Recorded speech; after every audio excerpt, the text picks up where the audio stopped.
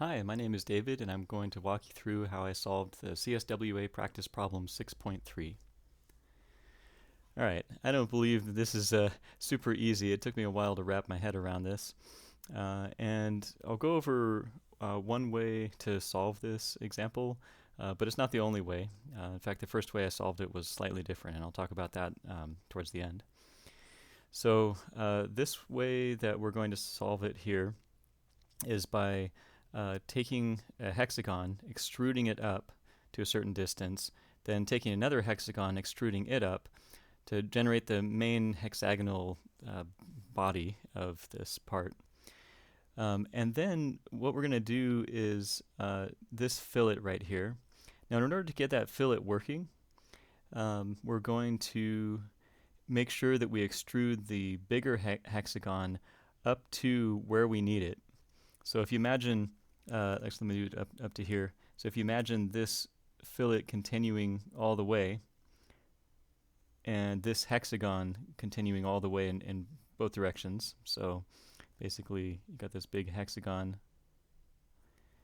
going like this, something like that, and then another fillet right here,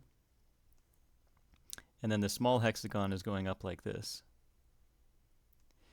So what we have to do to get that fillet working is basically create the hexagon up to this point right here, which if you think about it is going to be the total distance, 17, but then minus 4 for the top hexagonal part, but then also minus 1 because of the fillet right there.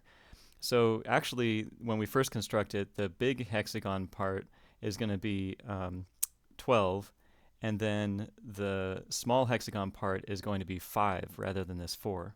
So it's 4 plus this little 1 for the fillet part that we're going to fill in just a little bit. Okay, so that's the general strategy. Let's jump into it. We're going to sketch on the top plane, and the hexagon tool I don't really use that much, so I don't add it to my shortcuts. So we're going to create this hexagon from the center. I can make sure that it's oriented right by clicking this bottom line and then doing Alt-H to make it horizontal. And then we can dimension it by actually dimensioning the circle, which should have a diameter of 6. And that'll force the hexagon to also have 6 from opposite, a distance of 6 between opposite sides. Okay, so we're fully defined at this point.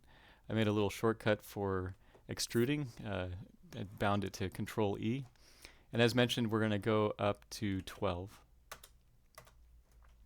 So then, from the top face, we're going to sketch another hexagon, this one a little bit smaller.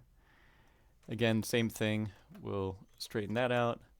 We'll make sure that this has a diameter of 4. And then we'll extrude that, a distance of 5. Okay, so now we're set up to do the fillets around these edges right here. So we're going to fillet a radius of 1 here, which interestingly enough doesn't look like it's going to really do the full fillet. I'm not sure why it does this with just one fillet. Have to think about that a little bit more. But as soon as you add these other line segments to be filleted, you can see how it merges them together here in the way that we want. So we just have to make sure to do that then for all of these.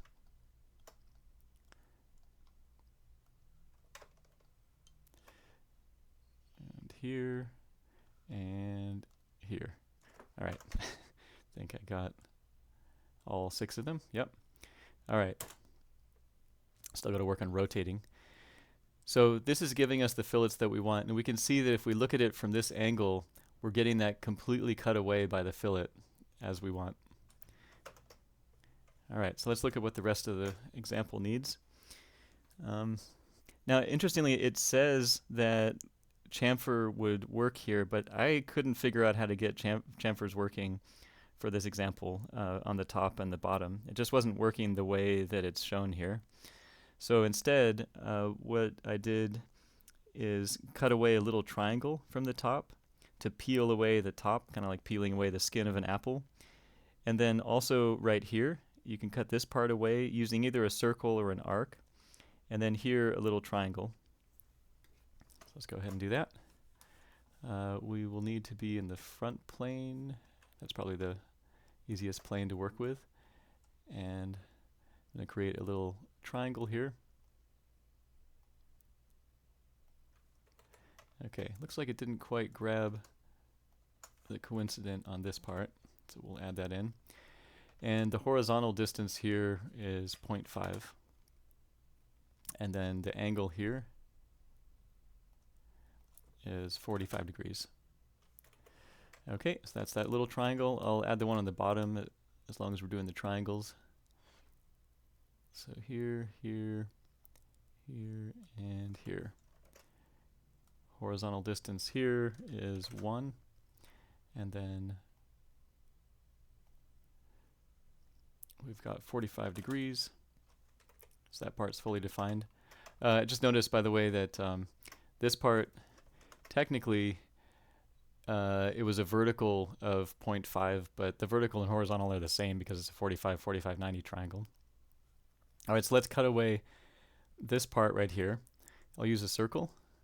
So I'm going to just bring the circle out to a radius of 4.5, which would be a diameter of 9, since circles work with diameters.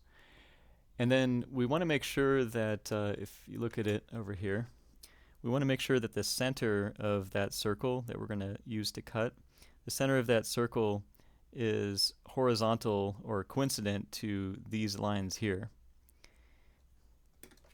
That way it makes the circle tangent at this point, tangent to this line here. All right, so let's make sure that that point is coincident to that line there. All right, we also want this circle to be touching this little point right here. So we want these to be coincident. And now we can see that the circle is fully defined. It's locked into place. So we can use it to do our revolved cut. So we'll do our revolved cut with the circle and these two triangles. I'll use my little shortcut. No pun intended.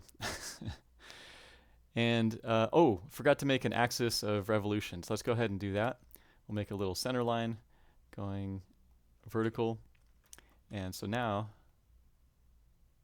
we can revolve about that center line. It's automatically doing it because I think it was previously selected. Hit enter, and there we go. We can check our mass.